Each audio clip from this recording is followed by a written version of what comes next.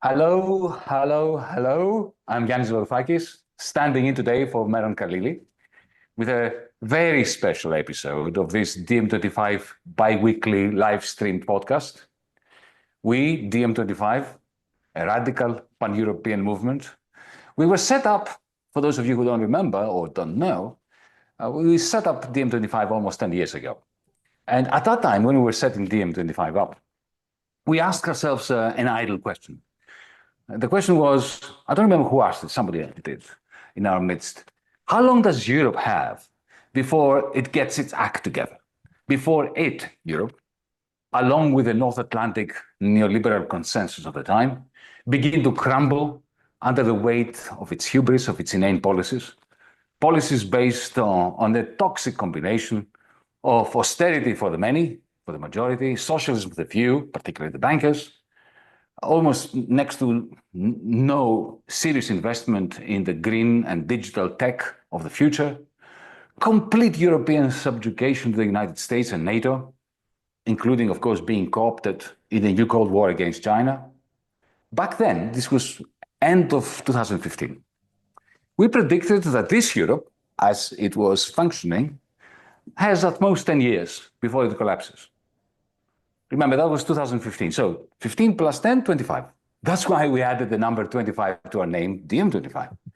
And just a curiosity, but I think it's quite significant. This was a suggestion that we added the number 25 next to DM by a great friend, Julian Assange, who thankfully, after all those 10 years, incarcerated, he's today free. And I welcome that.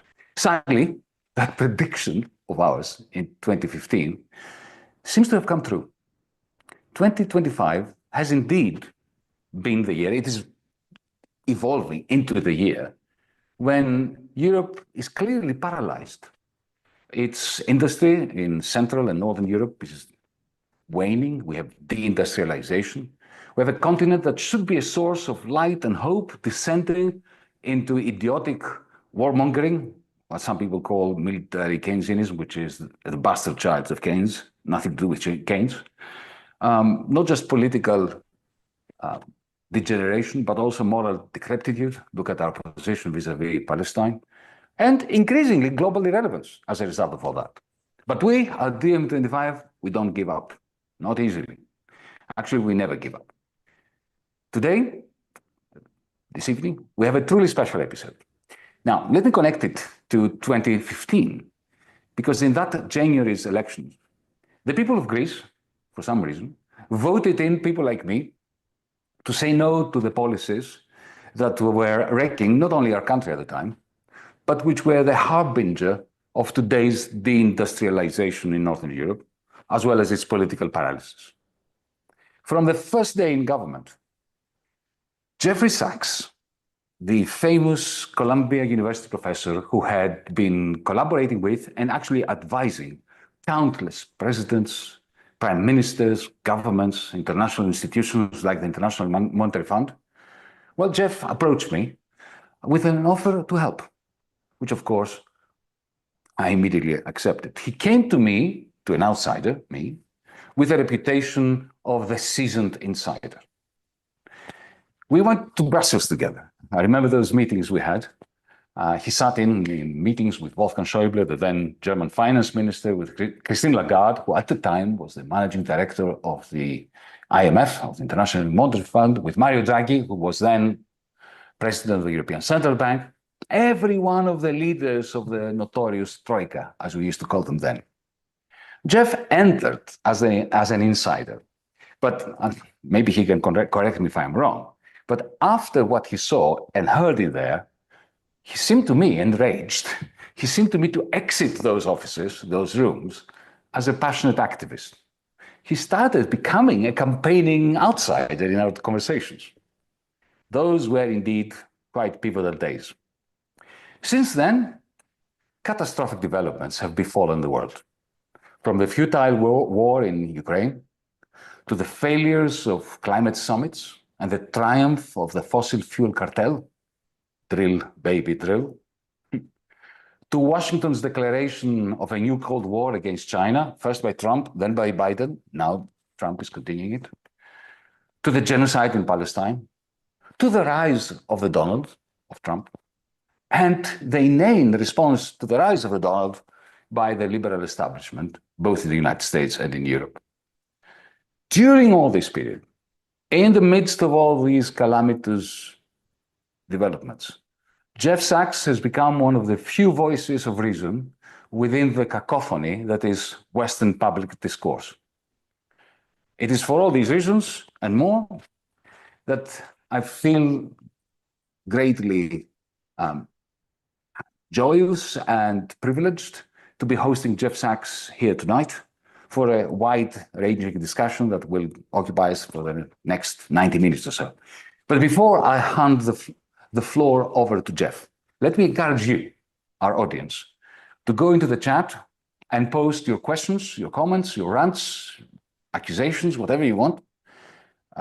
And as our conversation progresses, I shall be trying, given the time limitations that we have, to put some of these questions or comments to Jeff. Last but not least, let me say that tonight's episode is also being broadcast live in China through our friends at the China Academy, who will also be collecting and sending us questions and comments from our Chinese viewers. I hope you enjoy this live podcast. Jeff, good evening.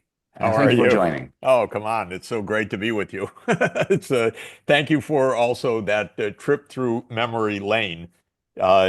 Those were indeed dramatic and amazing days. I just have one footnote just to explain one piece. I wouldn't say in 2015 I was an insider. What I would say is that in 2015, I knew how incredibly stupid my government was, but I still had some hopes for Europe. So this is the difference. Uh, I knew because as an American, I had lived through really awful things from Vietnam onward, and the wars in Iraq, Afghanistan, uh, uh, the 2003 Iraq War, the Syrian CIA operation to overthrow Assad, the operation to overthrow Muammar Gaddafi, the NATO enlargement against promises made already back in 1990 by the United States and Germany to the Soviet and Russian leadership that NATO won't move 1 inch eastward. So I was a pretty active critic, but I thought Europe was better. It was going to do better, and that we were going to go in and there'd be a lot of light and a lot of understanding. The meeting that I was privileged to sit by your side with Schäuble when he was heading the German economy was one of the most shocking, disturbing meetings I've ever been in, because uh, if I may say, we went in and you were superbly eloquent, explaining the depth of the crisis that Greece was facing. And I remember you explaining that, Mr. Schäuble, uh, please understand that in Athens today, old people are picking food out of the garbage pails because there's so much hunger. And Schäuble looked at you and said, "Why are you telling me this?" As if this wasn't a human concern. And you you were taken aback. You said, "Because it's so serious, we need to do something." And he looked at you, said, "Well, yes, we have an agreement." And you said, "Yes, but that was the other government which just was defeated because the policies weren't working." And he sat there with his hands folded and said, "We have an agreement. Is there anything else you would like to discuss?" And this was the kind of shocking arrogance I would expect of an American official, but I actually didn't quite expect it in Europe, and I was naive at that point. I thought something better would come.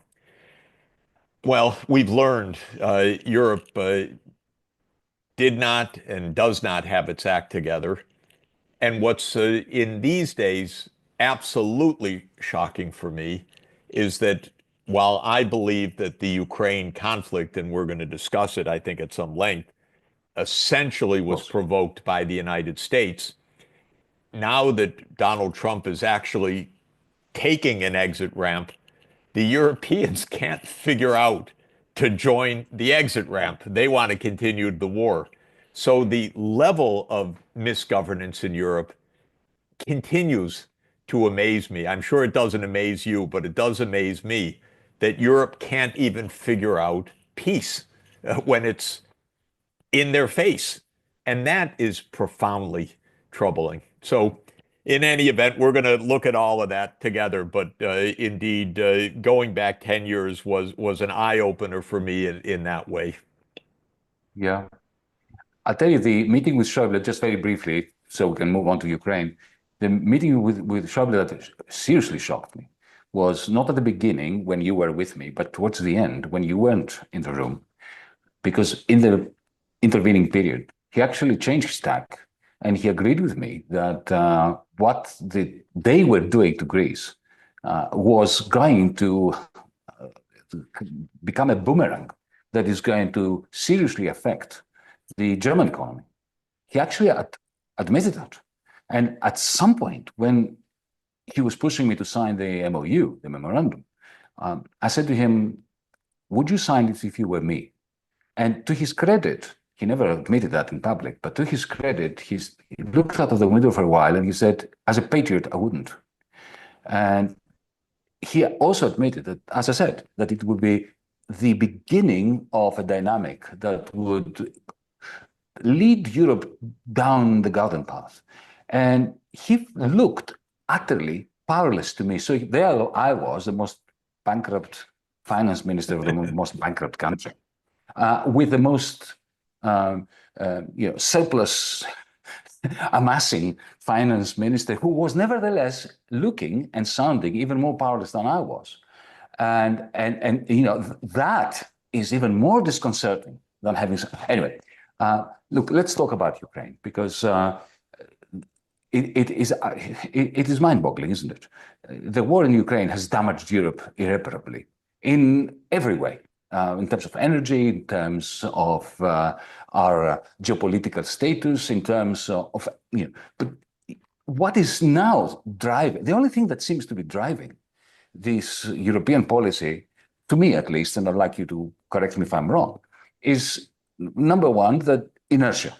We've been pushing for Zelensky to take Moscow, and now we have to continue pushing Zelensky to take Moscow, or at least Crimea, until Putin is in The Hague, as if that is possible only by the Ukrainian troops. But there is something else. You have Volkswagen that can't sell cars. They are retiring production lines and they are passing them over to Rheinmetall to build tanks.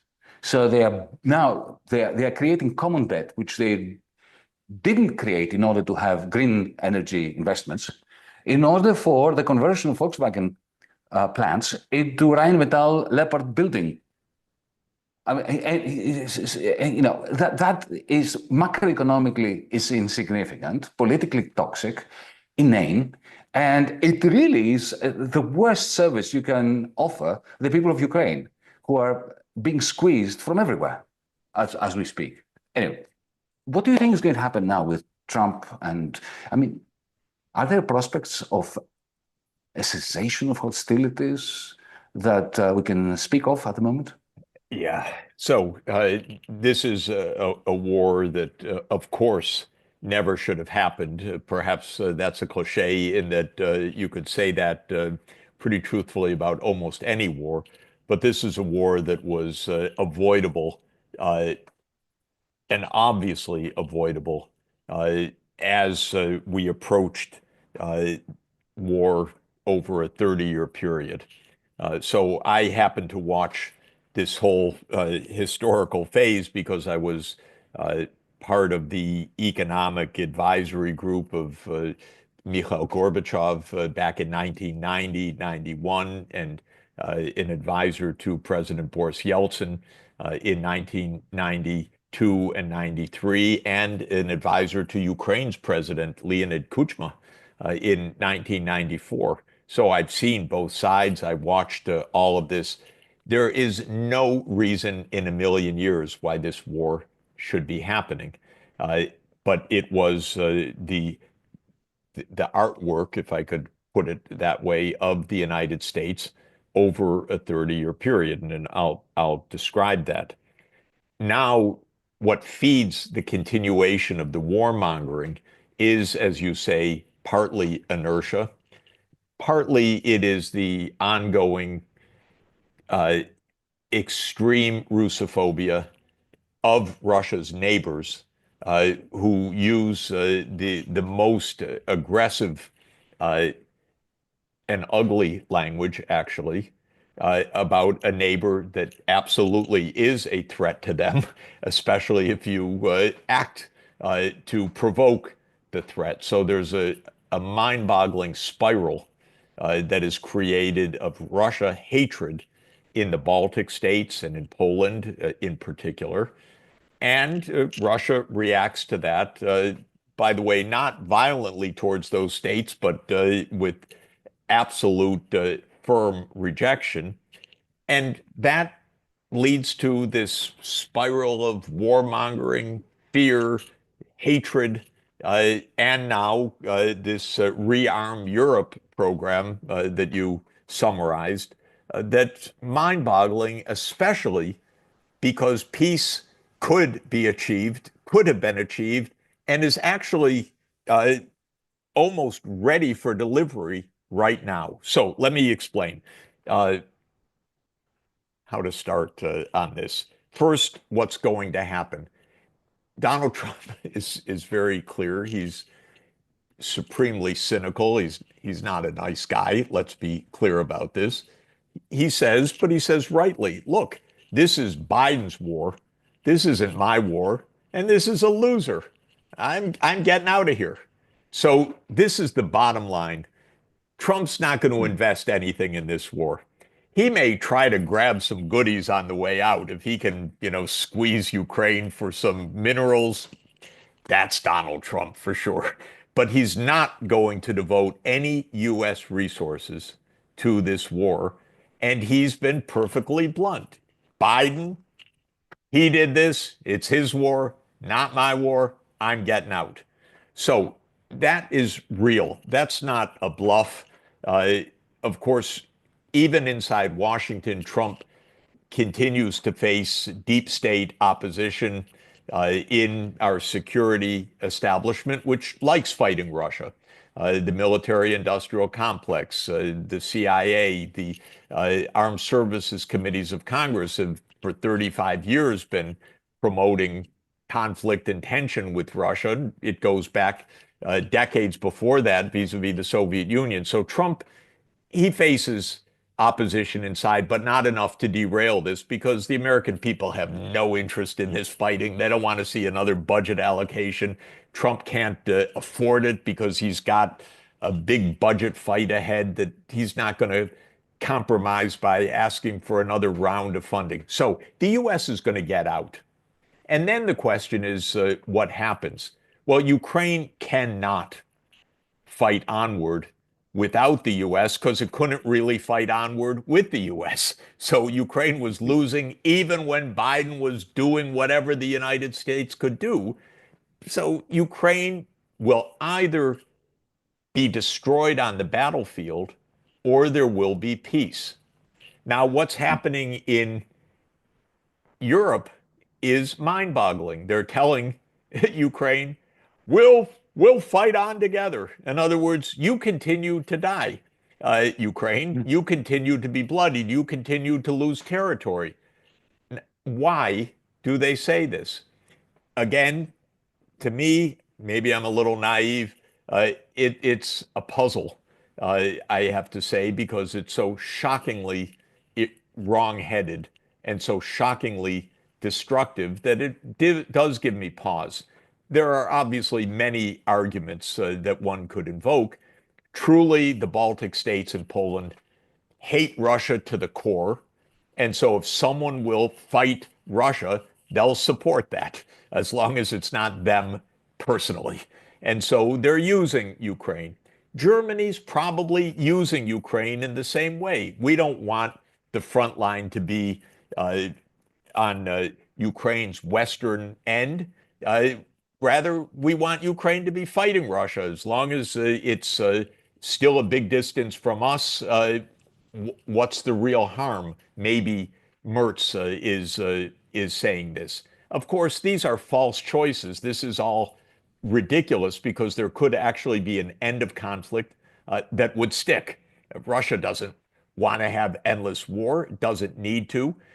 And it doesn't also mean that Russia's going to be on Europe's eastern border, because the whole idea all along, from the day that Ukraine declared independence in 1991 until today, is that Ukraine should be a neutral country that is neither owned by NATO or owned by the West or owned by the European Union, nor by Russia.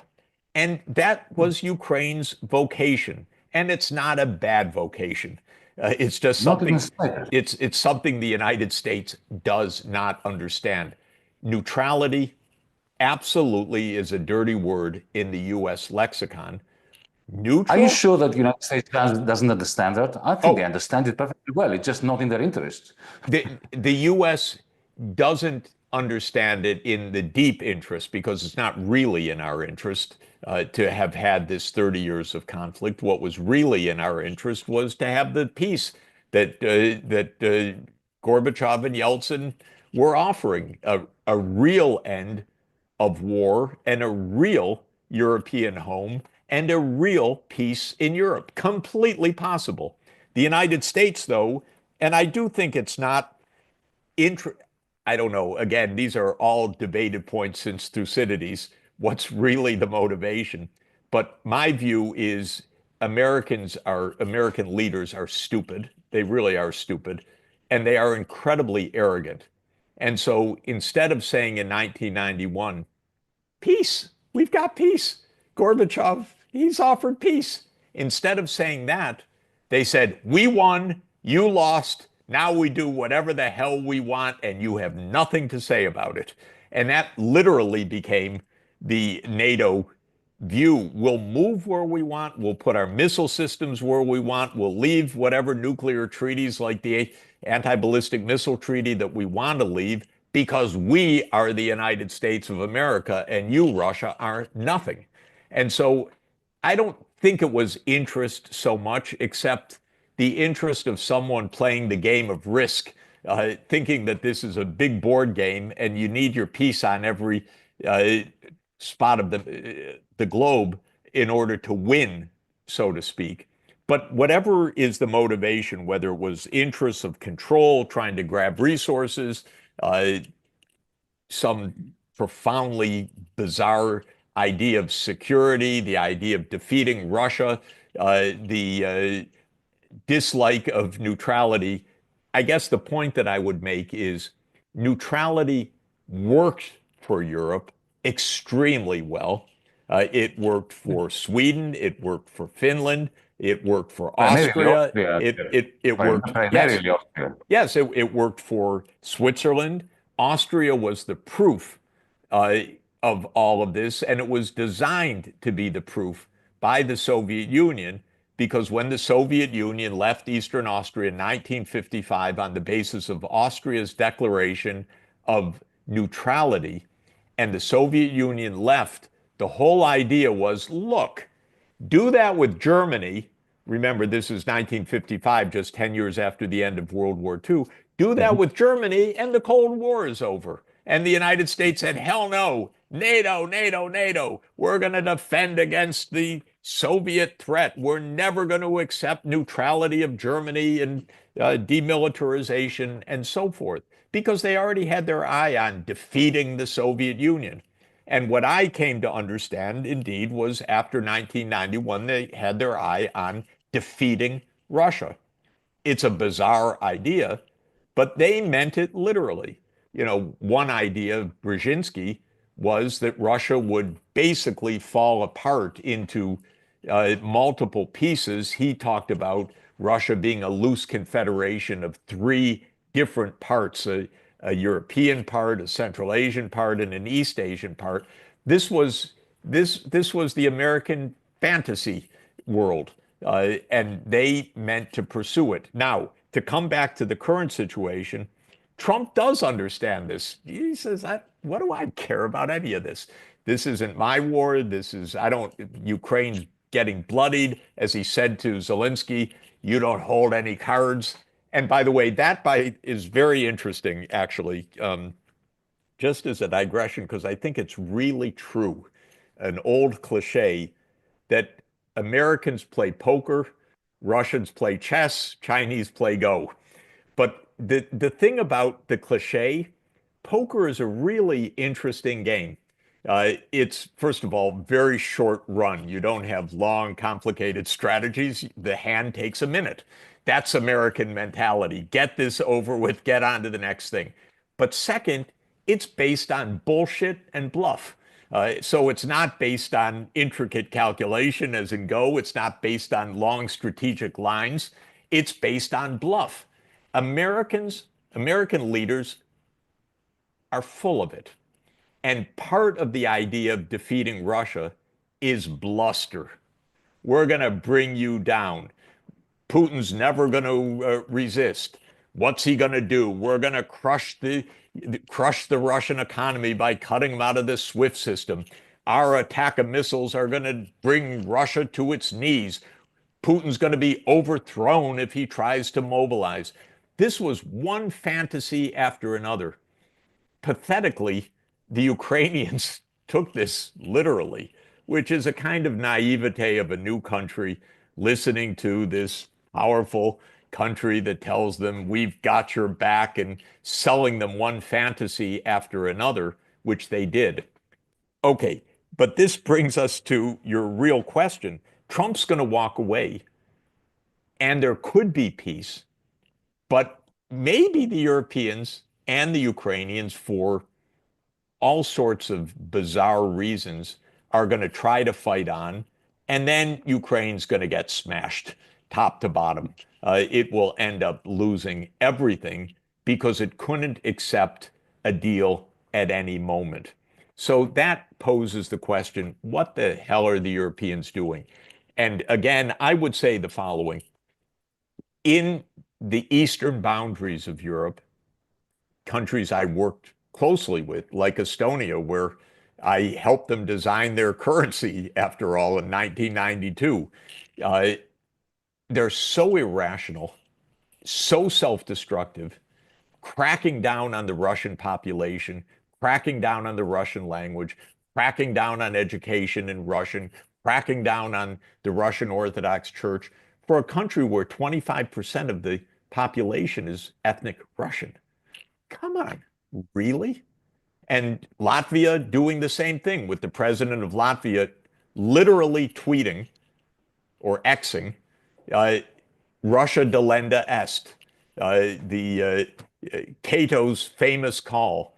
Instead of Carthage must be destroyed, Russia must be destroyed. Can you imagine a president of a tiny country neighboring Russia actually calling openly for Russia's destruction? Suicidal? Irrational? Absolutely. But I want yeah. I want us to move on a little bit, but Sure. allow me to add to what you said, an important wrinkle. You mentioned Brzezinski. This was in the 1990s. That was decades ago. The former Prime Minister of Estonia, Kaja Kallas, a few months ago, she was still Prime Minister of Estonia, since you mentioned Estonia. Yeah, absolutely. In a discussion that was live streamed on YouTube and various channels, she was asked, as Prime Minister of Estonia and the next chief of the European Union's foreign affairs and security portfolio, she was asked what should happen with Russia, and she said it should be broken down.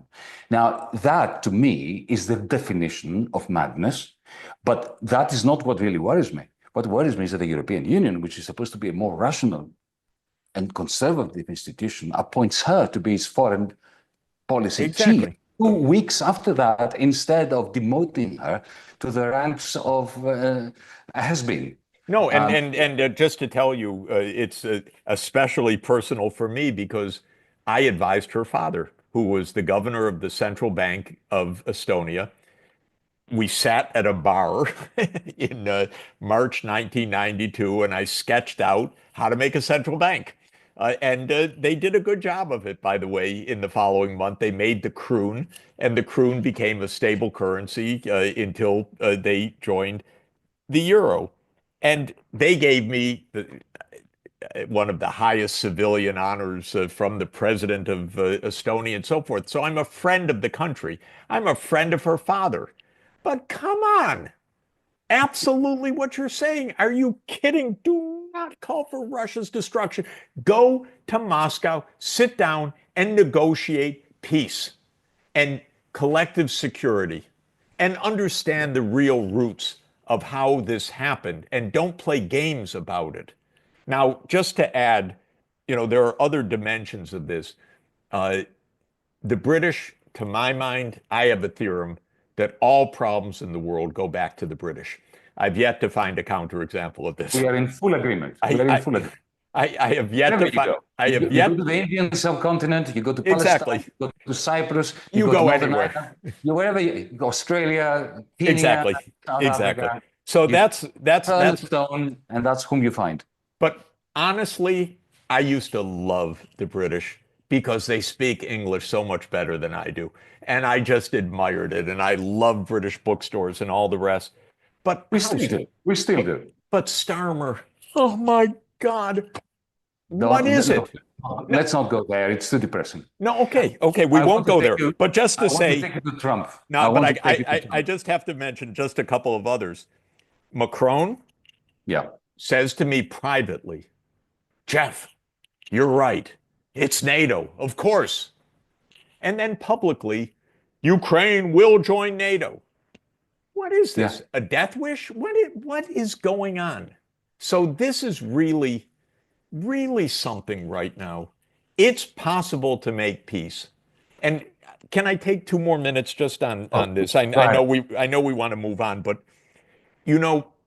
I watched all of this very close up. Up until 2014, Russia made no territorial demands on Ukraine of any kind at all, period. The only territorial issue with Ukraine is that Russia wanted and negotiated in 2010 a 25-year lease for their naval base in Sevastopol in the Crimea. That's all. They didn't say Donbass, this, that, nothing. Then comes the coup that overthrows Yanukovych. I happen to know, again, by accidental personal experience, because I was on the Maidan soon after the coup, the United States paid for a great deal of that coup. This is not a secret anymore. We know that. Yes, but I heard it already back then, and it was disgusting to me. But I heard it back then literally by one of the paymasters.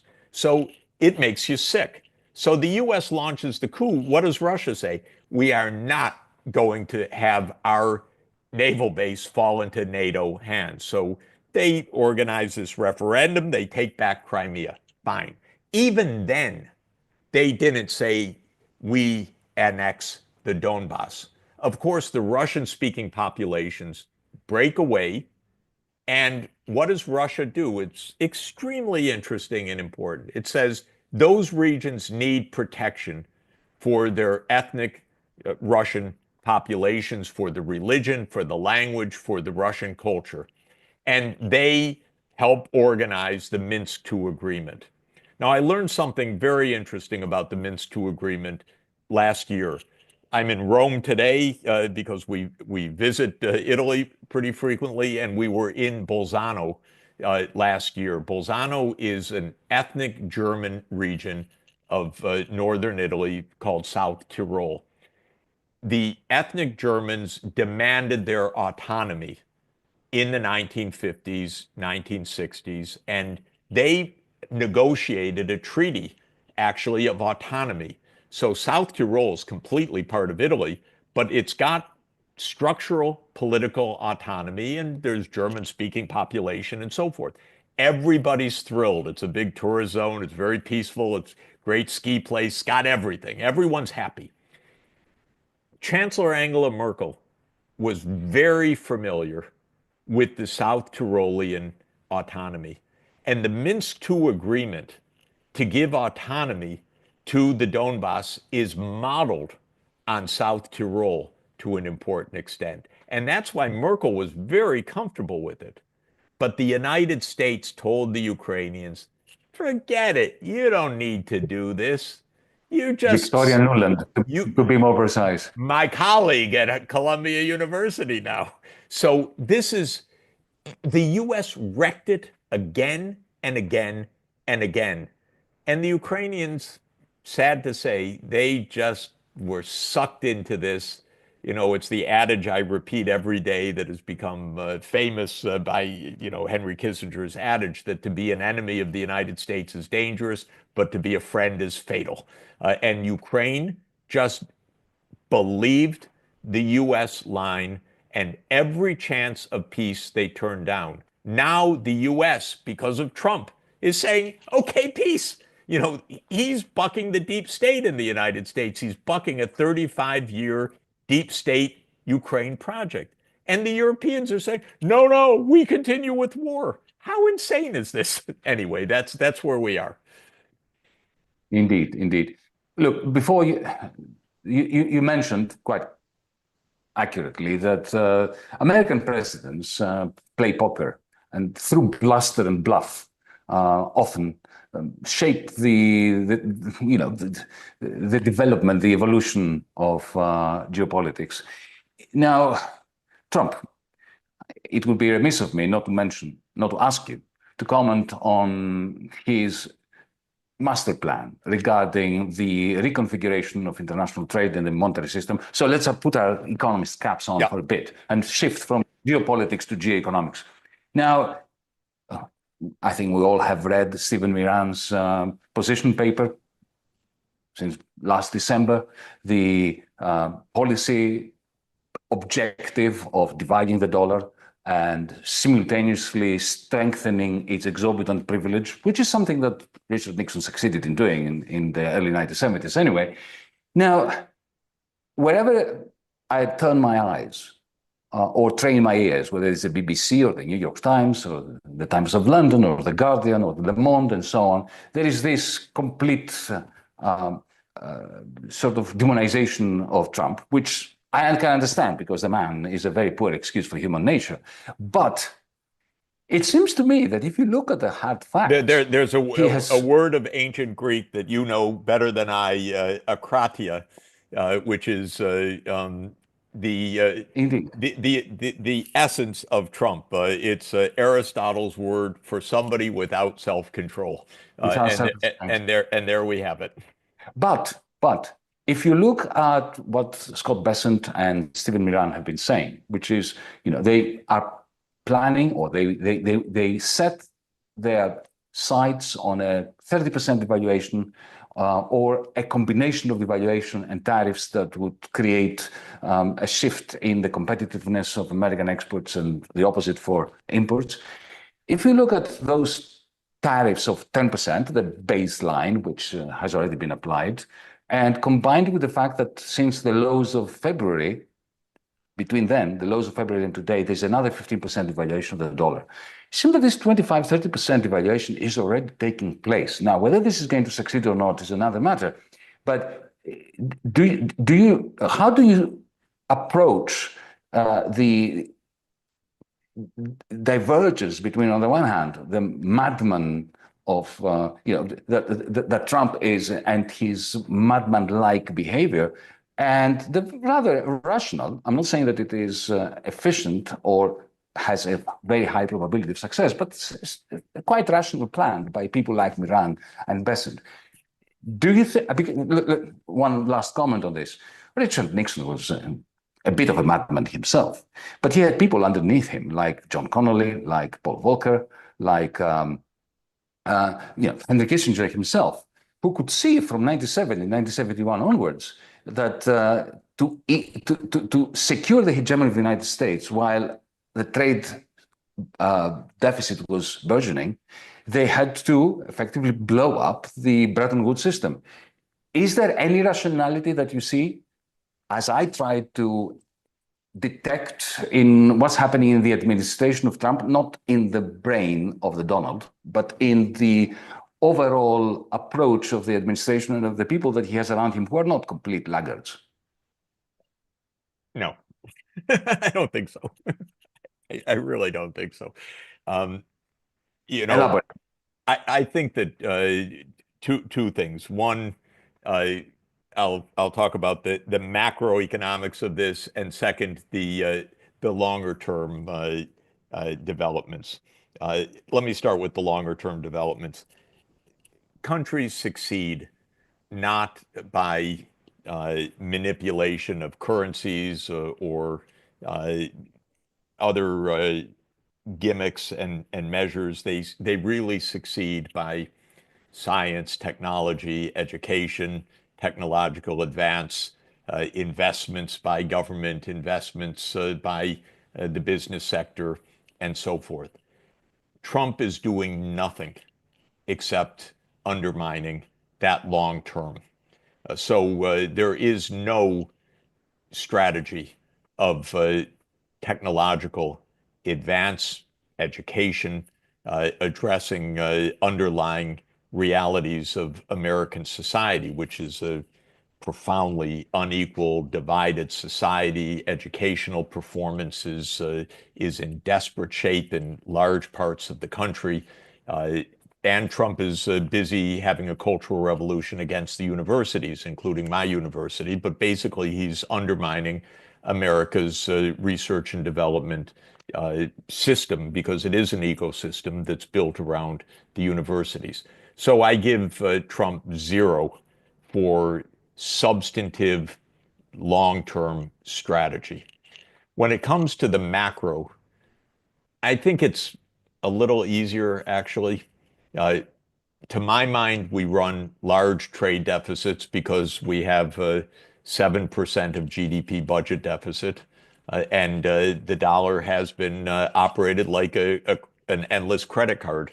Uh, we have had an exorbitant privilege of borrowing endlessly at low interest rates, and both political parties are fiscally irresponsible is such an understatement.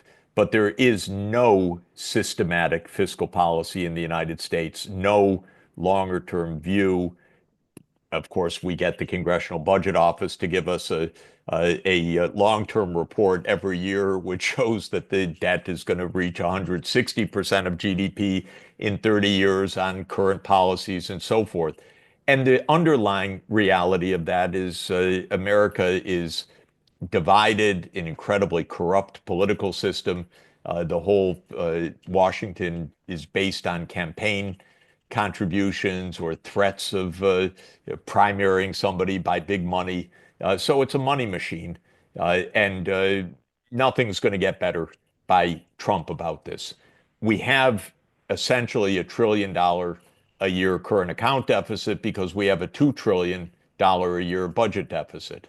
If there was a real interest in getting the currency competitive and getting the economy to move from deficits to trade balance, you'd cut the budget deficit. But to cut the budget deficit is contrary to the core interest of both political parties, which is to give tax breaks to powerful interest groups.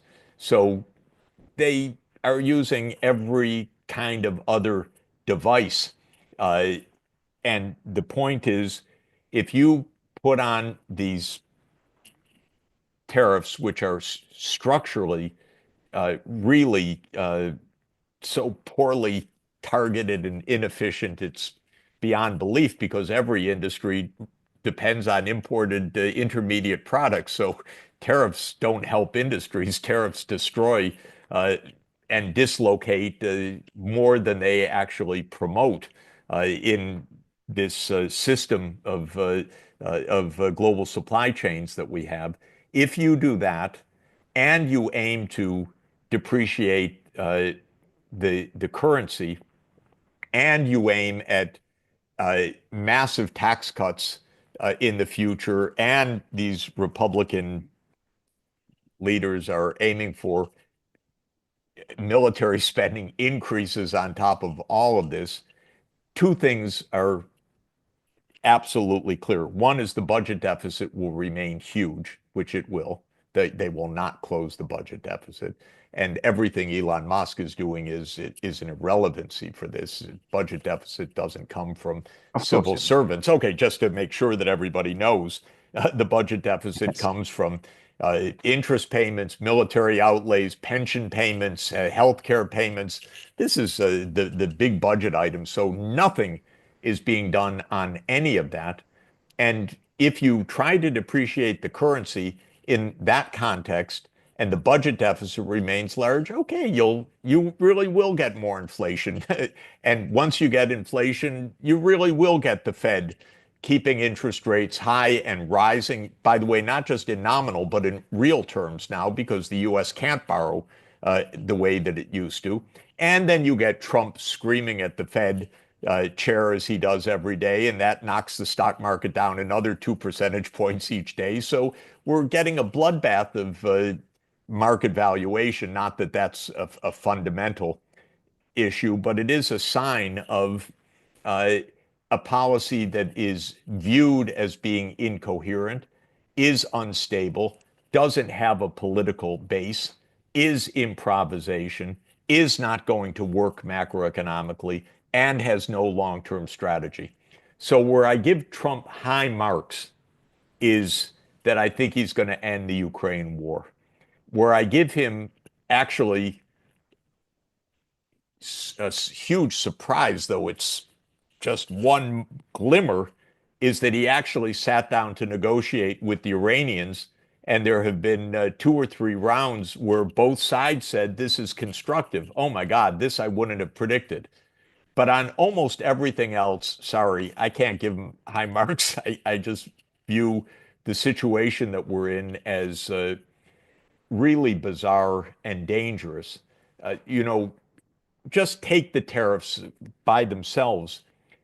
One person without any legislative framework is upending the world trade system. Something's really screwed up about that. And of course, if anyone cares to go to the whitehouse.gov, and on the front page, you'll find executive orders, and to click on those, and then to find the executive orders on the tariffs, it's like a science fiction item, because it's like an Orwellian novel. It says, with the powers vested in me as President of the United States, I declare the following emergency. Emergency? What's the emergency? 20 years of trade deficits? So that's the look, Jeff. You know what it is. He's using the same trick as Carter did, in order to bypass having to. Of course. Push the tariffs through Congress. I object to it. I don't like one person rule. But Biden did the same thing. Biden did exactly. I have despised all of these presidents for 30 years. I understand. Look, you know that I have a different view on this. I do believe that you're right in everything you said, except that the American hegemonic model managed in the 1970s through policies that damaged massively the socioeconomic fabric of the United States to maintain and to enhance its hegemony alongside its budget and its state deficits. And I do believe that he's simply trying to give this a second wind, a second life. Yeah, but by the way, it's so interesting. And just one last comment. I think the worst enemy of the Trump team's macroeconomic plan or global plan, the worst enemy would be success. Because let's say, I don't believe that he will succeed in doing it like you don't believe it. But suppose for a moment, just for a moment, that he shrinks substantially the trade deficit of the United States. Then immediately he's going to have to deal with very irate, very angry financiers and realtors, because that trade deficit bounces back through German industrialists, Japanese industrialists, Chinese industrialists, comes back to New York and gets channeled into real estate and to financial derivatives and so on. And they will be really pissed off with him. He will have at some point, if he succeeds, to choose whom he's going to betray. The MAGA working class that voted him in, or his financier and realtor friends. I think that is the political conundrum that he's going to face if he succeeds. If he doesn't succeed, then I simply think that we're moving towards a very divided globe. Globalization is going to give rise to a one zone. It's already doing that. Europe is going to be crushed. I think the United States might be okay because of the rise of what I call cloud capital. Already BASF and Volkswagen and BMW are shifting capital investment to the United States. So we have a slightly different view on it. But let me just say, if I could, and you may well be right, you're a really smart guy, but I came into no, I mean it seriously, but I came into economics from 1972 to 1980. I wrote my dissertation at Harvard on the 1970s, on the period that we're discussing. I viewed them then, and I still view them now, as a calamity, not as a success. Of course. Right. You're describing it as a calamity, but for the ruling class, for the rentier class of the United States, it was the best thing since sliced bread. Okay, so this is an interesting question. I view it differently, and maybe because my view is trying to ask what's good for American society, which might be a very naive question. But it's the right question. It is the right question, but it's not a question that either Nixon or Trump ever asked. Yeah, but I would just say the following. Just economically, what happened in the 1970s was a shit show. It was very high inflation. It was the era of stagflation. My first book was The Economics of Worldwide Stagflation. It did quite well, got me tenure, and it was a nice analytical book written and published in 1982. And the era was viewed as a complete mess for the American economy. So I guess one thing I'm saying is, we should continue the discussion about whether, in a true class analysis, this was a brilliant success, and you may be, ingeniously correct on that. But from an economic point of view, it was a debacle of a decade. I would have said that American hegemony was maintained despite all of this, not because of it. It was maintained because America was still the largest, richest, technologically most advanced, militarized country in the world. That the 70s didn't sustain that. It was sustained despite the 70s. You're saying was sustained because of the 70s. One thing in your favor that's very notable and very important was that there really was an agreement reached by Kissinger and the Saudis that all oil recycling would be dollar denominated. So there was that clever, very clever move, and that was probably the most clever of them, that kept the US dollar at the center of the monetary and payment system. And that I give to you as part of this. But what I was saying earlier is Trump is, on a path to lower living standards and raise inflation and create a lot of unhappiness. And that was the 70s, just to emphasize that point. That's right. Yeah. That's why I'm comparing it with the Nixon shock. Okay. Now, Jeff, because we have a very large audience in China, I have just received 3 questions. Can I? Yeah, absolutely, please. Might I ask you those? Because they could. The first one is intimately connected to Trump. And one of our viewers shared with us a cartoon. We can put it later on the website, but I'll just describe it to you. It's a cartoon which I've been told has been trending in China massively. And when something trends in China, we're talking about hundreds of millions. Yes. It captures the hope of many Chinese that by standing up to Trump, China will be encouraging a number of other countries to rise from their knees, where they are kneeling down in front of the Donald, and stand up to Trump too. Countries like Vietnam. Do you see this happening? Is there any chance that some, let's say, European countries with important interests in China, like Germany, for instance, could they be one of those countries? Or do you see countries like Vietnam, but also Germany and Spain and others buckling under and taking in the end any deal that Trump may afford them, may give them? That's question number one. If I may add a second one. This person asks me, how likely does Professor Sachs think it is that the Trump administration will resort to provocations over Taiwan if he feels that tariffs alone cannot contain China? So there you are, two questions from China. Yeah, I think in the end, but it's a close call, but I think in the end, the world trading system will go forward without the United States, basically. That the end of all of this is U.S. isolation with the rest of the world basically continuing along, even the formal rules of the World Trade Organization. Trump has something quite different in mind, which is that the U.S. remains at the center of the power and the center of the system, and even that, and they've been quite explicit about this, that other countries will fall into line with the United States against China. So not merely fall into line with the US, but will actually join the trade war against China.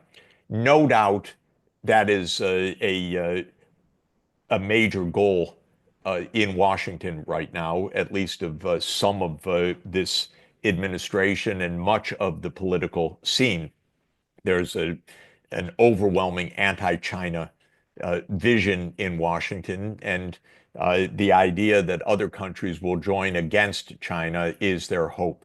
The reason I think it's not likely is that if you take a hard look at what real economic power the United States still maintains, it's nowhere close to what Trump believes. Trump's idea is that the US market is so central to every economy that basically the leverage that the United States gets over the threat of cutting other countries out of the US is enough to get them to do America's foreign policy bidding. That may have been true 25 years ago. I think it's an anachronistic view today. And the reason is simply the numbers. The US imports are just not big enough for most countries to say that they're going to shift their whole foreign policy and economic orientation because of a US threat. And I also believe that Trump's... Maybe except Germany, right? Maybe except Germany. Germany is so dependent on the US market, unlike other countries. So there are countries clearly where this is the case. And Mexico is an example of this, or Canada is an example of this. I mean, of course, they can say what they want, but in the end, they have 70% of their exports going to the US market. And so there are countries like that. But there aren't many countries like that, actually. The US as a whole in its imports is roughly 12 or 13% of worldwide imports. The market is not big enough. The idea that has been floating around recently is that as the US blocks China, China will flood Europe with its goods. And by doing so, Europe will put up barriers and effectively have to join the US in an anti-China move. If you look at those numbers, it's actually not the case. China exports right now about $450 billion a year to the United States. It's not so big. By the way, it's come down a lot because there's been 10 years of anti-China policies, even starting with Obama, but during Trump 1 and during Biden. So China's already diversified substantially. So that kind of idea that China's about to flood the world with its inexpensive products and thereby provoke a worldwide anti-China response. That too is not true. So I admit it's a debatable point, but I don't think the U.S. has the power to do this. Another point about the power in this trade war. The financial markets really are shaky right now, and it's understandable.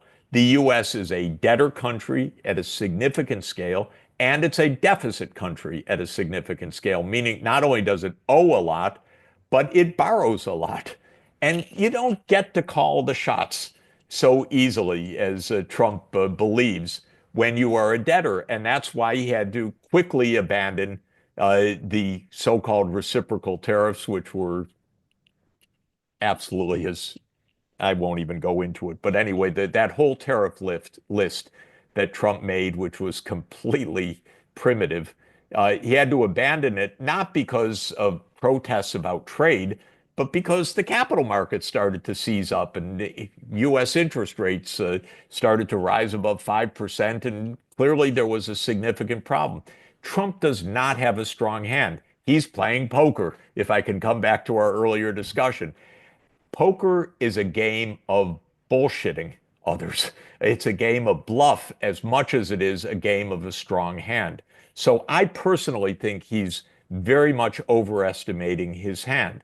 Now, as soon as this started, President Xi Jinping went to Southeast Asia, and he's still on that trip, and he's going to be visiting Malaysia, I think, quite soon, and I think in May, and on and on.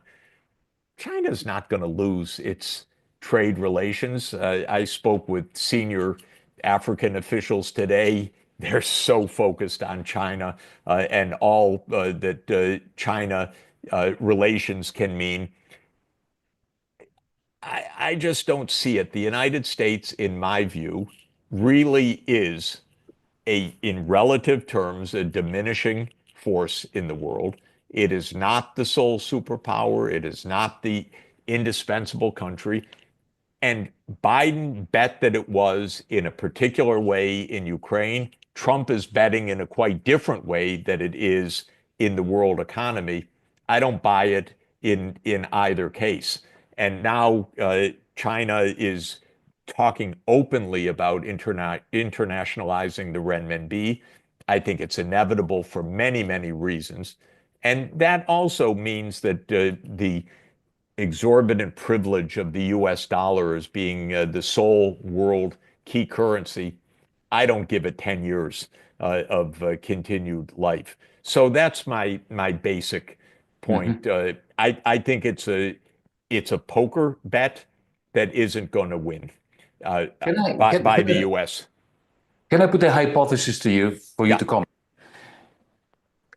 It simply adds to everything you said because I happen to agree. Look, the hegemony of the United States, based, not despite, but based on its deficits. This is the great paradox of the last 50 years. Hegemony based on deficits is hanging by a thread, and the thread is the exorbitant privilege of the dollar. So the internationalization of the renminbi is going to be what really severs that thread. And the reason why it hasn't happened yet is because Beijing has not decided to do it. That's correct. My hypothesis is this: if Trump continues to push them, then would it not make sense for Beijing to turn the BRICS, not just from a loose agglomeration with an alternative to SWIFT, which they have already created with BRICS Pay based on a remarkable blockchain technology, but to actually imitate the Bretton Woods system with the renminbi playing the role that the dollar did to anchor this alternative, new Bretton Woods system. Because people say to me that can't happen when you have capital controls. Well, it did under Bretton Woods. You can have a system where you have a surplus country at its heart. It was the United States in 1944.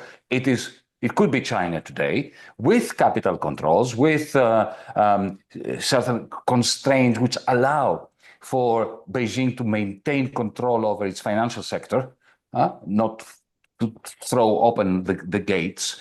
And that, for me, would be the greatest danger for the exorbitant privilege of the dollar. Well, I think, first of all, China is opening the gates to some extent, but carefully. And what's really key, the most fundamental point I would say is Chinese interest rates, both the nominal interest rates and real inflation-adjusted interest rates, are lower than U.S. interest rates. Well, China's a saving surplus country. The U.S. is a deficit country. But you get a lot of power by financing the world. The U.S. financed the world for a long time in the 1950s, 1960s, 1970s. China is financing the world. It's financing enterprise, it's financing infrastructure, and it is creating a renminbi-based outward-oriented finance. And just today, I was reading about new steps that the Chinese government is taking to say we support the outward investments of Chinese companies, especially, I would say, in the Southeast Asian region, to start with the 10 ASEAN countries. They're close by. There's a lot of natural connection. That's where President Xi Jinping has been on his visits recently.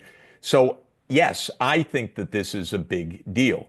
And I would say that the exorbitant privilege of the dollar will come to an end for three fundamental reasons. And we're watching it right now. One is simply the weight of the US in the world in relative terms is shrinking. So the predominance of the dollar at some fundamental level depends on the strength of the US economy, and the rise of China's, but not just China, of India and others, is a fundamental change. And that share is declining when measured in purchasing power in a significant way, and it will continue to do so. Second, the US completely abused the privilege of being the world's key currency in a couple of ways. One is by, total failure of fiscal responsibility, because you need a measure of fiscal responsibility to show that you're not just blowing up the whole monetary system, and the US doesn't show it right now. But second is in all of the use of the dollar to enforce US foreign policy. The weaponization of the dollar has been pervasive. And part of it is simply grabbing Russia's foreign exchange reserves, for example, grabbing Venezuela's foreign exchange reserves, grabbing Iran's reserves, Afghanistan's reserves. It's a bad act. And when countries watch this long enough, it tells you don't keep your money in dollars. So they're getting that. But second, and it's similarly important quantitatively, the US used the dollar for enforcement of sanctions, which is different from just grabbing dollars. They threaten third countries. If you don't go along with our sanctions, we cut your banks out of the SWIFT system. Secondary sanctions. Yes, so that is pissing off dozens of countries around the world in a very serious way. And then the third point that I think is absolutely also true, SWIFT is a primitive clearing system at this point. And so in a digital age, just the sheer technology of clearing doesn't have to go through commercial banks the way it did. It will, in some fundamental sense, be a central bank digital currency, although there are many different models of that. And this also will accelerate the move, certainly out of SWIFT. But the Fed isn't doing anything interesting on digital currencies either, whereas the People's Bank of China absolutely is. So I agree with you. Can I add a wrinkle to that? Yes. To that very point, because in my last book, I was making this point. So effectively, it's a fourth reason, a fourth threat to the exorbitant privilege of the dollar. In China, you have the complete and seamless merging of what I call cloud capital, that is algorithmic capital, and finance. You have WeChat, and as mentioned, very importantly, the digital currency of the central bank.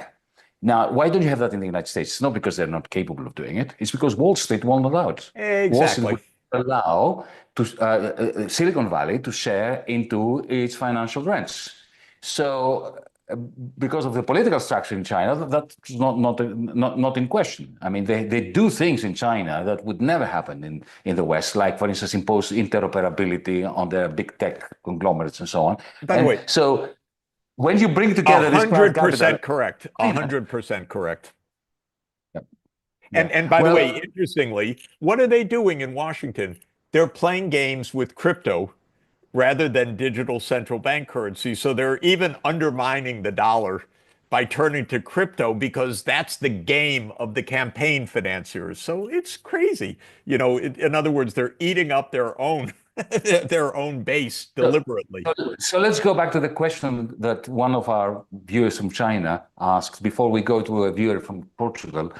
Remember, the question was, well, if Trump feels that his bluff is being called and his bluster is failing, do you fear, Professor Sachs, that's a question that came from China, that they will intensify the tensions in Taiwan, possibly station missiles there in order to provoke the Chinese government to intervene in order to blow everything up rather than lose the exorbitant privilege of the dollar? That's essentially what our viewer has been asking.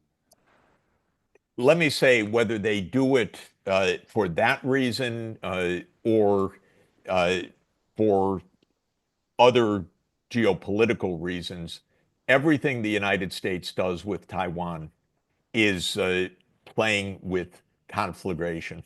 It's playing not just with fire, it's playing with disaster.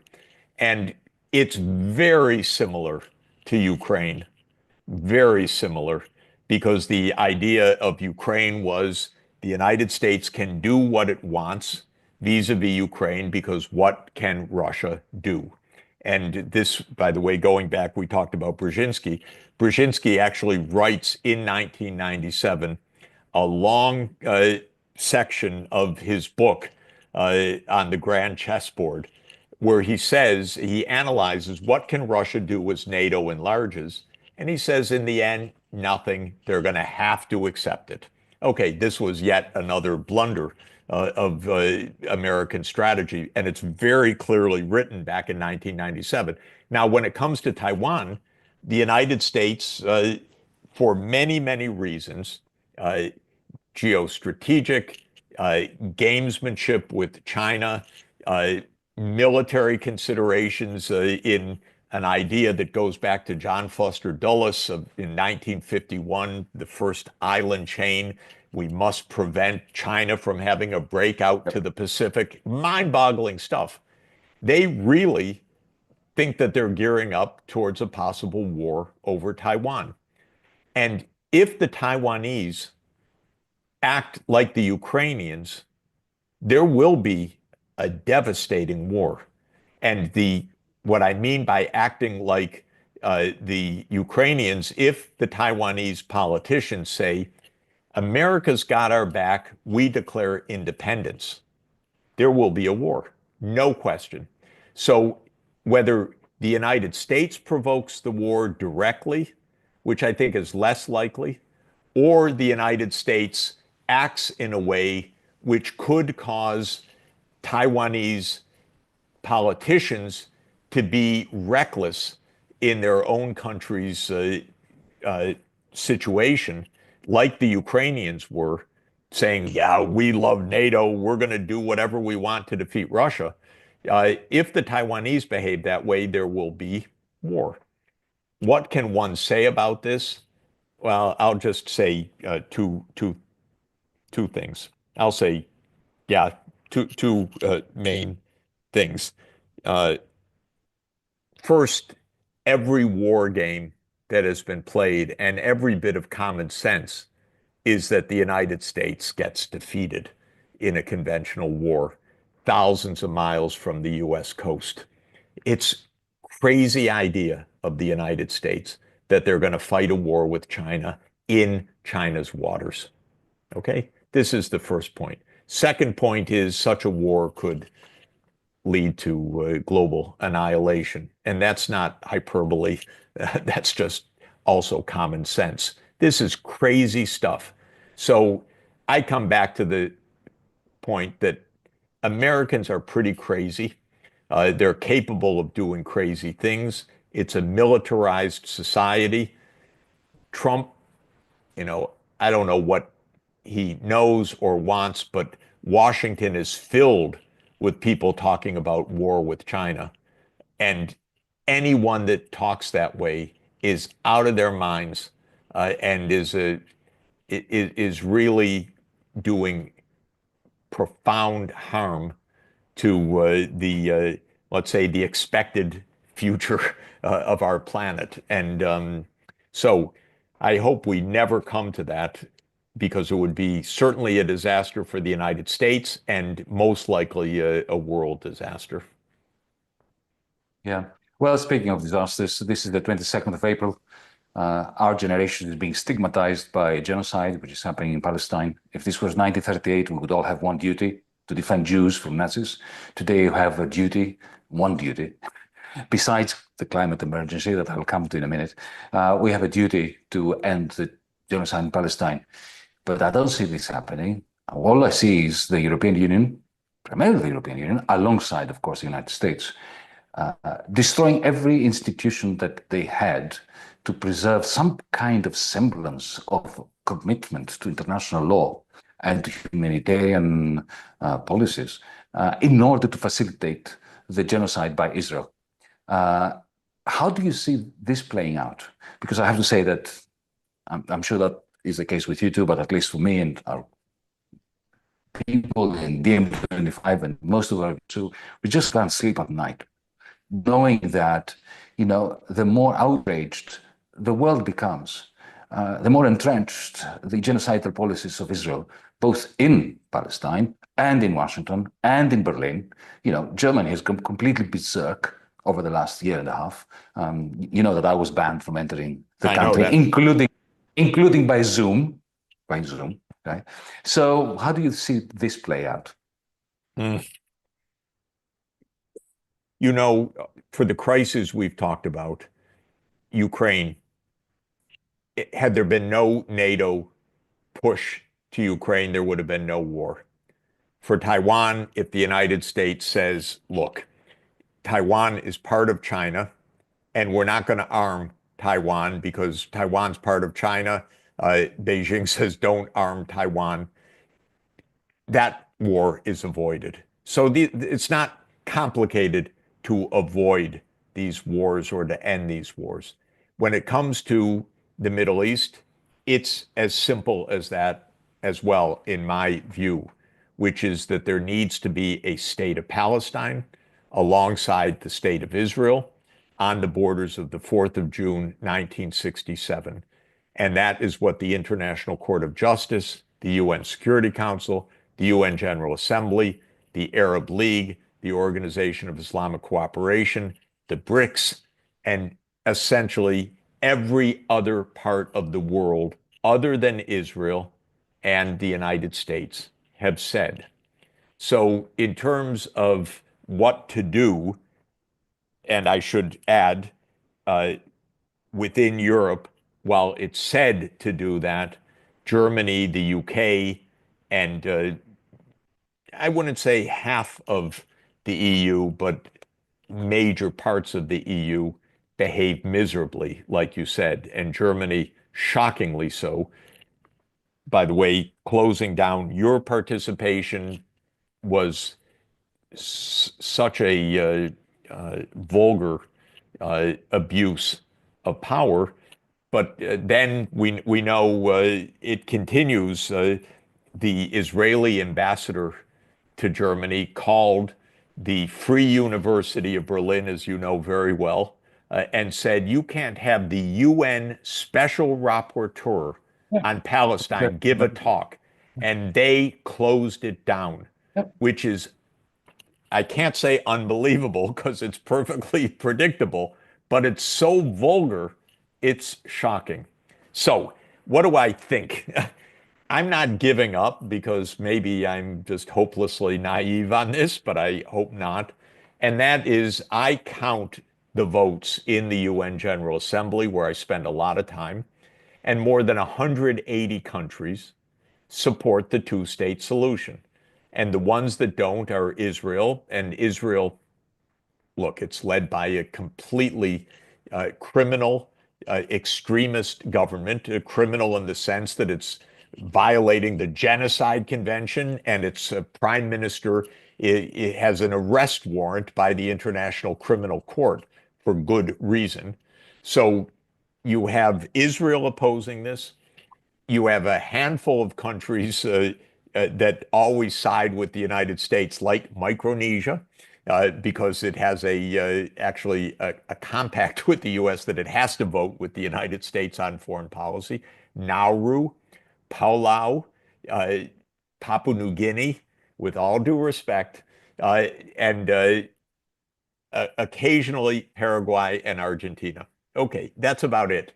The rest of the world, and I made a count recently, 95% of the world population live in countries that have said squarely, we need two states. So, how far away is that? Well, it's one veto away, because this came up to a vote in the UN Security Council in 2024, and there were 12 votes for Palestine to enter the UN as the 194th UN member state. There were 2 abstentions, the UK and Switzerland, and there was 1 veto, the United States of America. And in the UN General Assembly, where it went afterwards, there were 180 plus votes for the two-state solution, advising the UN Security Council to get on with it. I speak almost every day with very senior officials in the Arab League countries, foreign ministers and others. Everyone is, of course, it's the Arab Peace Initiative since 2002, is for the two-state solution. I spoke recently with the leaders in Indonesia, in Malaysia, who are part of the contact group for Palestine. Of course, they're supporting the two-state solution. The entire Organization of Islamic Cooperation, 57 countries, aligns with the two-state solution. So this is basically a kind of simple question. Could the United States face down this extremist, violent, criminal government? And the answer is it could, for a basic reason that is not naive. None of this is in America's true interest. It's not that America is benefiting from using Israel as its bulwark in the Middle East. No. The United States is paying a heavy price because it's run by the Israel lobby when it comes to Middle East policy. It's a corruption that is absolutely shocking, how much money goes from pro-Israel groups to the Congress and buys them off. And by the way, it's so interesting because we're a crazy country. Much of this is Christian Zionism, extremist, fundamentalist, biblical literalist. We got to get all the Jews there so we can have the second coming of Christ, the so-called dispensational view, or the millenarianism, which has been part of Anglo-Saxon fundamentalist Protestantism. And if you go to history, where did Zionism originate? Not with Theodore Herzl in the 1890s, but with British Protestants. And it actually goes back to the 1600s. But the real Zionism of the 19th century was British fundamentalists who didn't want Jews living in Britain, by the way. They wanted them. And who was in the government in Britain that voted against the Balfour Declaration? The only minister who voted against? A Jew. The Yes. only Jew in the government. Well, it turns out that Zionism was an anti-Semitic choice. No, the rabbis, the whole rabbinic tradition of Judaism was against Zionism for decades. It's actually even in the Babylonian Talmud, you must not return to Israel. It's part of one of the so-called 3 oaths. God will determine when that happens, thank you, not you. And don't go making a mess, says the Talmud. But in any event, the hold of this lobby on American politics is vulgar. And yesterday we had Just American politics, Jeff. It's not just American politics. You know, I come from a country which you know, because you knew Andreas Papandreou. You knew that he was a great the Palestinian people. It was under his party, however, that the process of effectively surrendering our foreign policy to Israel began. Under the Socialist Party of Andreas Papandreou, of course, he's rotating at 5,000 revs a minute in his grave for that. But you know, this disease is spreading. Do you know, by the way, yesterday they announced in the White House that the director in the National Security Council for Israel and Iran is an Israeli-born dual citizen, I'm told, that worked for the Ministry of Defense of Israel and now is directing the National Security Council desk of this. It's not even subtle. You know, you ask, how do they have the influence? Well, why don't you put your person right at the center of power? And I looked, who is this person? Well, she was promoted and hired by Ted Cruz, Senator Cruz. Senator Cruz receives a fortune from the pro-Israel lobbies. This is funding. This is money. This is corruption at the core. What about the fact that the American ambassador in Israel does not believe in the existence of a Palestinian people? Yes. I mean, you can't make this up. I know. Jeff, because time is passing, I need to ask you, because, you know, well, you know, but let's inform most of our audience who may not know it, that you are a professor of sustainability at Columbia University. You've done so much work over the green transition and the climate summits and so on. This is not going very well, is it? We have the total domination of the agenda by the fossil fuel cartel. Drill, baby, drill. You know, before 2008, we felt that time was running out and the green agenda should be at the top. 2008, then the pandemic, then Ukraine, now Palestine. All that means, and especially Trump's victory on behalf of the fossil fuel cartel, that agenda has been ditched, hasn't it? Well, except in China. Except in China. No, exactly. Let me put it in perspective a little bit. First, time has run out. It's not running out. Time did run out in the past 2 years in the terms set in the Paris Climate Agreement in 2015, where the goal was to keep warming below 1.5 degrees Celsius. That is comparing the Earth's average temperature with the pre-industrial temperature. We have already reached beyond 1.5 degrees. And it's quite stunning, by the way. I led the Earth Institute at Columbia University for 14 years. So I led an institution that had hundreds of climate scientists. And one of them I regard as the world's greatest climate scientist, James Hansen. And he's been telling me for 20 years, look, the warming is accelerating beyond what the IPCC says.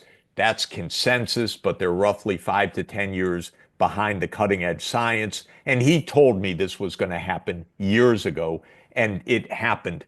And it's interesting, can't go into all the details, but partly there was more warming than we were aware of because it was being masked by sulfate pollutants. And those diminished a bit, the pollutants, and that exposed underlying warming that was already resulting from this energy imbalance of greenhouse emissions.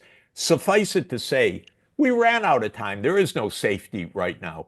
We're in an extraordinarily dangerous period where we already see the disasters, but the temperature is rising rapidly, much more rapidly than it was 30 years ago, by the way, more than 0.3 degrees Celsius per decade now. So we're going to breach 2%. We do not have this under control. And there are many so-called tipping points in the world. One is the shutting down of the ocean circulation.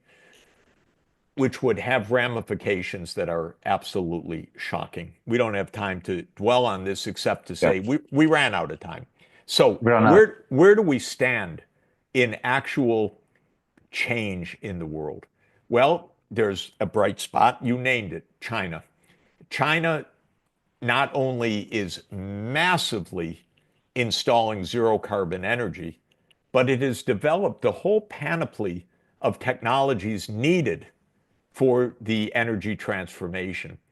China leads in solar, it leads in wind, it leads in fourth generation nuclear, it leads in hydrogen, it leads in electric vehicles, it leads in battery supply chains, it leads in digital infrastructure, which can be used for extraordinarily efficient management of the grid, for example, and daily pricing systems for efficiency of energy use and when appliances are recharged and so forth.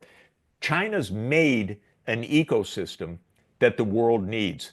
The US, because it's so stupid and so obnoxious, says China has overcapacity in these industries. No, China has the capacity the world needs to actually get this done. China produces 1,200 gigawatts of solar right now, about half of which is sold, and the other half of which should be part of a massive scale up of solar installation all over the world. So if we do this right, China will be the central player in this because of its industrial base.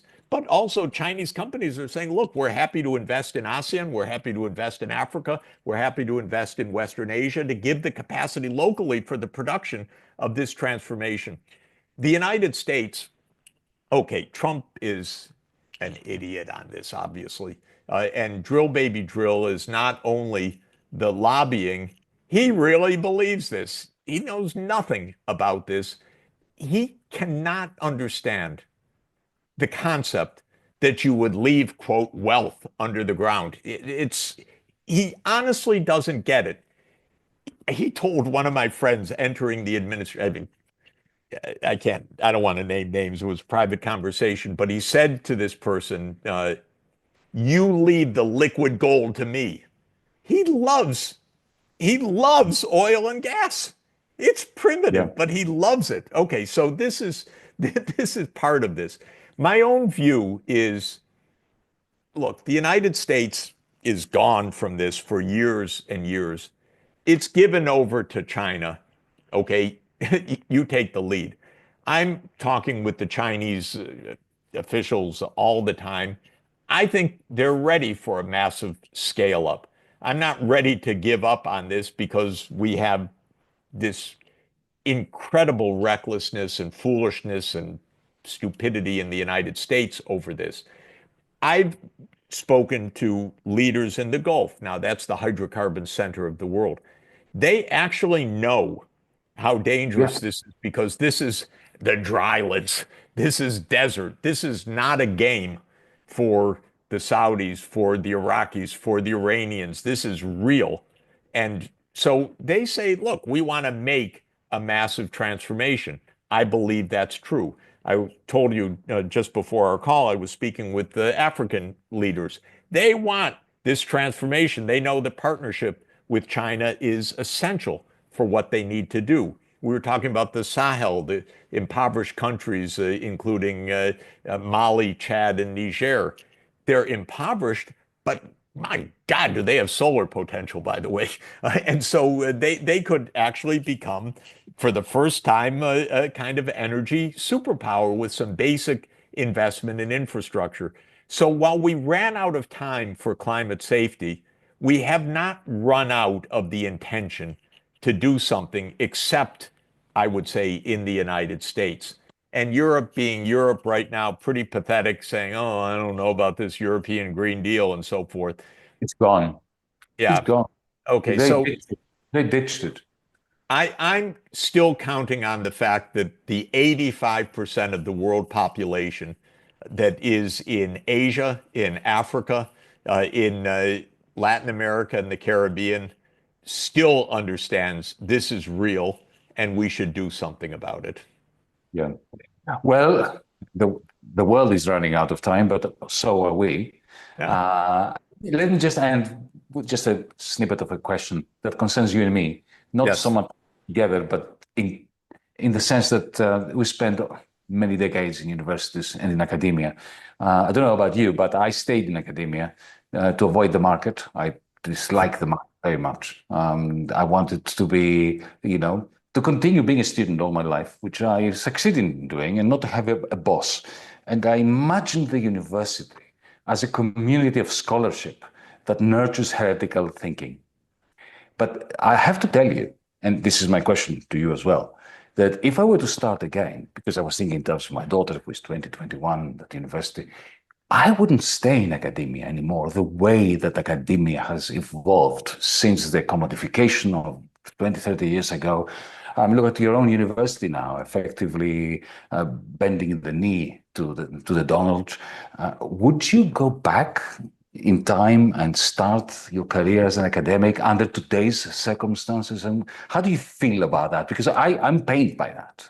I'm pained by the fact that I have to tell my daughter, my 20-year-old daughter, that, if I were to start again, I would not go into this kind of pseudo academia. Well, you said what I always say, which is I entered university in 1972, and I consider that I've been kind of a grad student for 53 years now. I like it. So I do love it. Uh, my idea of what we ought to be doing comes to your town. When I go to Athens, just behind Constitution Square is the Lyceum, where Aristotle walked. I love to walk there. I love the fact that he walked along and students took notes, and the peripatetic school in walking in the peripatos was established. And I think we still live in an Aristotelian world, or we should, I should say. You and I, because we have tenure, but the young academics that are rising up, even the ones who get tenure, they spend most of the time writing grant applications and trying to get money together. No, I don't want to gloss over. I Ridiculous don't number of hours. I don't want to gloss over what you're saying, but I do think the right academic life is still wonderful, Yeah. and universities will be reinvented. They'll be reinvented because of technology, because of online. Our communities will be global in different ways. The way we teach, the way we work will be different. But there's something, at least for me, I can't deny it. I love the fact that I learn something every day, that I have the time to read something that I'm paid to do it. Seems absurd, but but there's I have to recommend it, and I have to say, of course, the commodification is real. Of course, it's depressing watching university behave like a corporation that is looking at a PR something or other. We're in the midst of that right now. But I would say to a young person, figure out how to maneuver in this world, but there is something wonderful being part of a tradition that goes back 2,400 years. Maybe it started in the academy with Aristotle's teacher Plato, or in the streets of Athens with his teacher Socrates. But in any event, there's something completely wonderful about that kind of life, and so I still recommend it. And you and I, because we're the privileged ones, we have to struggle in our remaining years so that everybody else has the privilege of an academic life. We have computers, we have AI. This should be working. They should be our slaves so that everybody could have this kind of life of learning and scholarship. We're not moving in that direction. That's why we need to redouble our efforts. Before I thank you, Jeff, let me tell our audience that, remind them, I have to do this, is obligatory, that DM25 is a radical movement. So we take no donations from corporations, governments, institutions, whatever. We only survive as a result of your contributions. So go to dm25.org and contribute if you can. If you can't, just join our newsletter. Thank you for watching, everyone. And Jeff, it has been a great privilege, joy. It's been a long time since we got together. I think that serendipity is going to help us if our planning fails to meet for our paths to cross at some point. I can't wait for that to happen. Thank you so I much. agree so much with you. So much fun. Great to see you. Thank you. Thank you, everyone.